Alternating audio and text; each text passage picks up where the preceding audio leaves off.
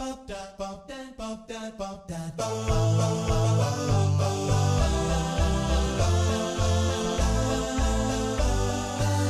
pitch by Iska Sak. Hi there and welcome back to Speech Pitch by Iska Sak. I'm Spyretta Leivaditi and today I have with me my supervisor, Shekhar Nayak. Hi Shekhar. Hi Spyretta. Thanks for this opportunity to speak to you for a speech pitch.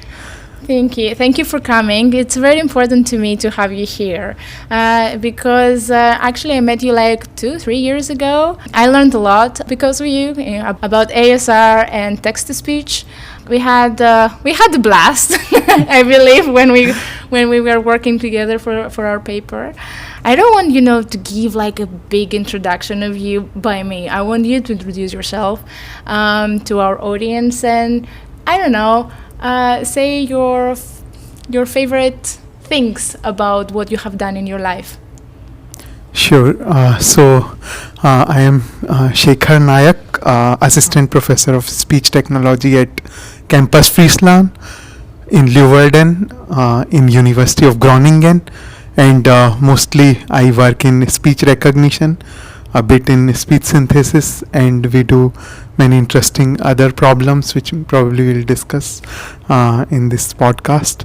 And I was earlier in industry. I worked as a senior chief engineer in Samsung Research in Bangalore, and prior to that I did my PhD from IIT Hyderabad in speech communication, speech recognition. My thesis topic was basically zero resource speech processing, so doing speech tasks without any labels. So we developed algorithms which did unsupervised segmentation, clustering and labeling, so converting a speech into like virtual transcriptions, that is just virtual labels, and those virtual labels were used for several speech tasks such as language identification, speaking rate estimation, and so on, spoken term discovery, etc. So my research led me to industry, and then further my heart was towards like teaching and research in speech tech domain.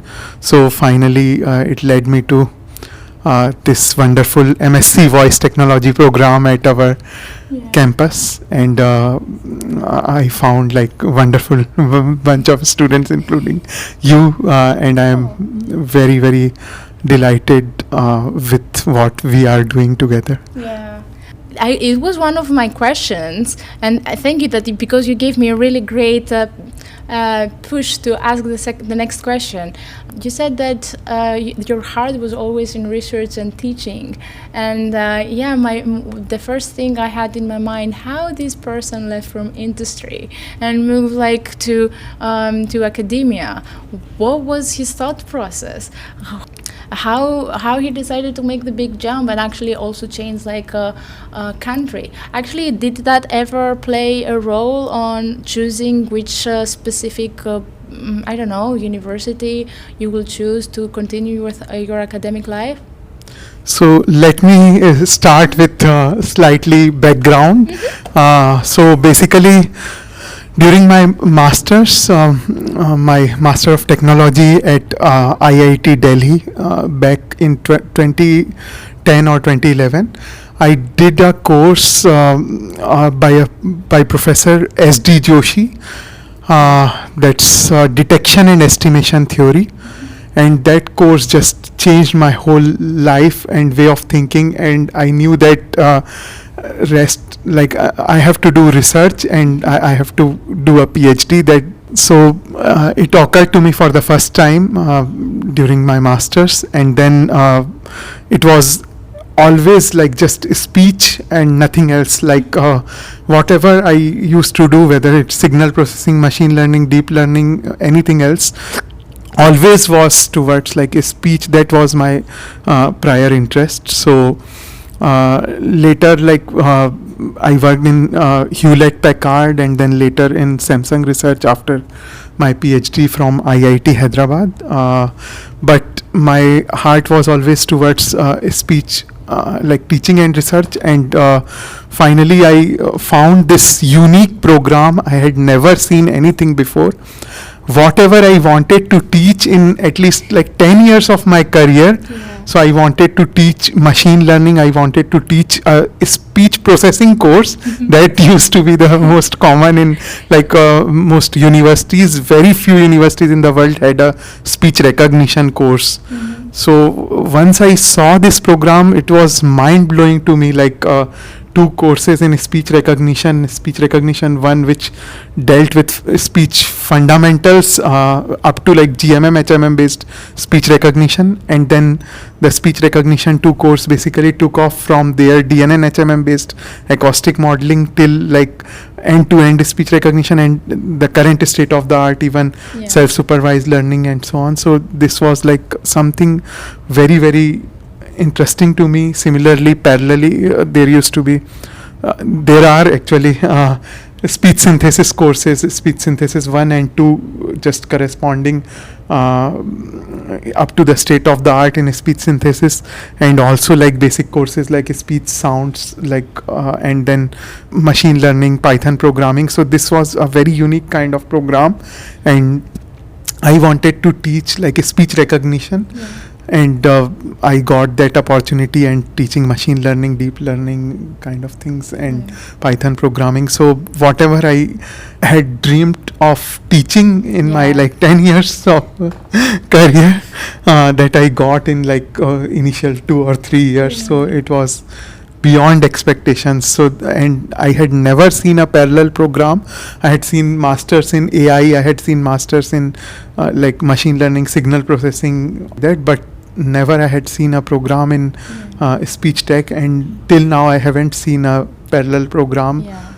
So it was so meant to be, you know. It was exactly what you were looking for. It's like you asked from the world to give that to you, and it just suddenly gave that to you. Yeah, definitely.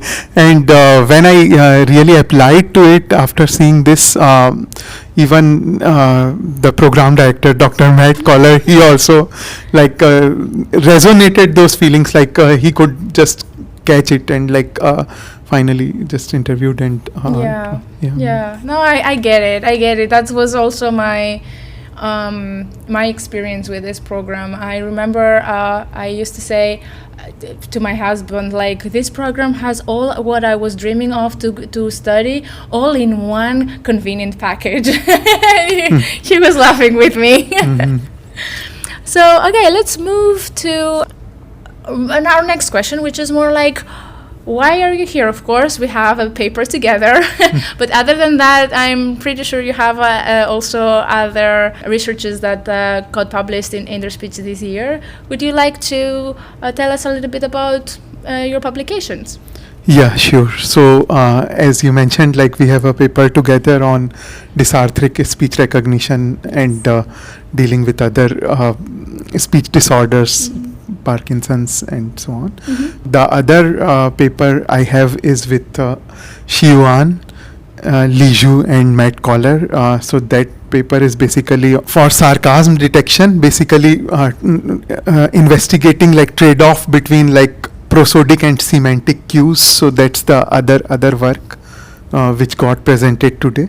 And did you see like any interesting posters or maybe sessions that they really stood out to you and really made you, I don't know, get that tingling feeling that you want to talk with these people and you want to learn more about that research? Was something very, very interesting for you? Yeah, there were many interesting works, but I also found something connected to the research we did, like, so basically... I also heard that you are one of the organizers of Interspeech 2025 in Rotterdam. What initiated this? So basically, I was a student volunteer during my PhD for Interspeech 2018, which was in Hyderabad, India. So I had wonderful experience over there. And this Interspeech 2025 in Rotterdam, I am doing exhibitions. I am basically exhibitions chair, And it's a strange and nice coincidence that my PhD supervisor, Dr. K. Shri Ramurthy, was the exhibitions chair in Interspeech 2018. Oh my God! What a So- coincidence! Yeah. That's crazy. And it's going to be like in Rotterdam, right? Yeah. Yeah. So very Dutch style, with stroopwafel and stampots. Yeah. What about this interspeech? Like, do you enjoy your time here in Kos? Yeah, definitely. So Kos is really beautiful island, and people are very nice, and so- weather is also better than like several other places, Athens and so. So So accurate. Guys, as you may know, I'm Greek, so I'm super happy to hear that you really enjoy my home country. But yeah, honestly, I kind of feel also that there were moments as I was walking around Kos that people, wherever I went, they were super kind. And as soon as they knew that we are from a conference, they were like, "Oh, if you need something, let me know. If you don't know like where the hospital is or where is your hotel, I can help you out." It was super nice. It was super nice. yeah, definitely right from the airport. So we are getting hospitality for Interspeech. Yeah, shuttles to Yeah. everything. Like the Yeah. hotels are so helpful in making our lives very comfortable here. What about, and I promise this is my last question, but I have the tendency to ask to all people I interview, because for me it's really, really important. You know, academic life can be very, very stressful, so I love to ask people how they like to relax and spend their free time. So to relax, I read books, play instruments like keyboard, harmonium, that kind of. Oh, that's great. I really didn't know those those things for you. Oh, that's great. Do you have like a favorite composer that you like to play on the harmonium? Mostly like slightly Indian classical music. Oh, great. I would love to listen to either you or like any recommendations from you anytime. Okay. Feel free to share with them. Share them with me. So pretty much this is it. Thank you so much for coming.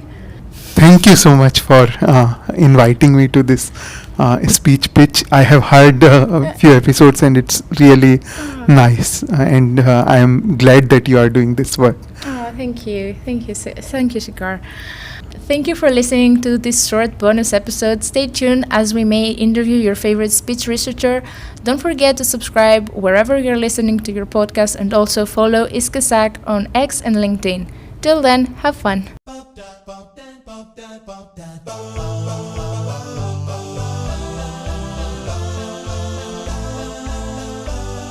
Speech pitch by Iska Sak.